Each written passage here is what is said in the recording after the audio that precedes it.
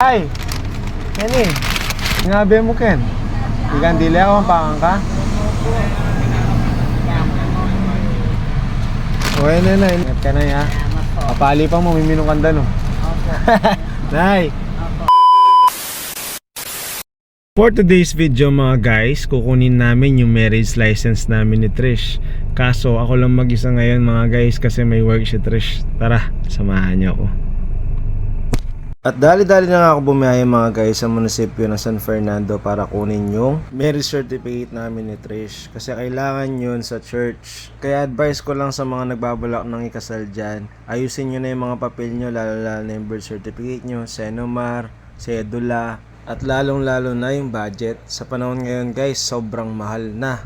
Wala nang mura. Mapapamura ka na lang sa sakit sa gastos. Cheers. Step by step pala to mga guys. Magse-seminar ka muna. Then after ng seminar mo, makukuha mo na yung marriage certificate mo. After ng marriage certificate mo, dadaretso ka na sa church para ipasa sa simbahan. Kasi yun yung mga requirements sa simbahan. Kailangan mo rin ng 2x2 picture. Kaya i-ready nyo yun kung may plano na kayong ikasal. Anyway mga guys, ito pala yung simbahan kung saan nag-taping si Coco Martin, yung ka-double ko, Charis. Nag-visit na rin ako dito, nagpasalamat ako sa Diyos sa lahat ng biyayang dumating. At humingi na rin ako ng tawad sa mga bagay na hindi ko naman dapat magawa. At humingi ako ng gabay, strength, knowledge, patience, lalo na kami ni Trish sa darating naming kasal. At alam ko naman na di kami papabayaan ng Diyos.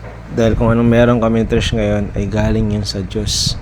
Kaya ikaw nanonood sa vlog ko ngayon, kung may problema ka, pray lang. Kung wala kang problema, pray lang. Kung may kailangan ka, pray lang. Kung hindi nabigay, pray lang.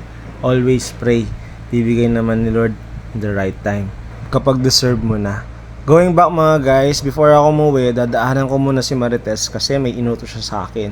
Wala pa siya kasing breakfast and lunch. Kaya in order ko sa kanya ay yung favorite niya na chicken nuggets with fries. And habang nandito ako sa drive-thru mga guys, nakita ko si nanay.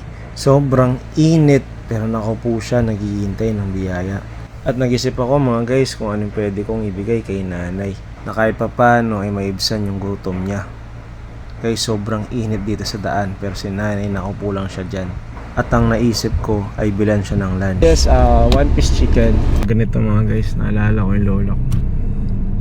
Tandaan ni nanay mga guys.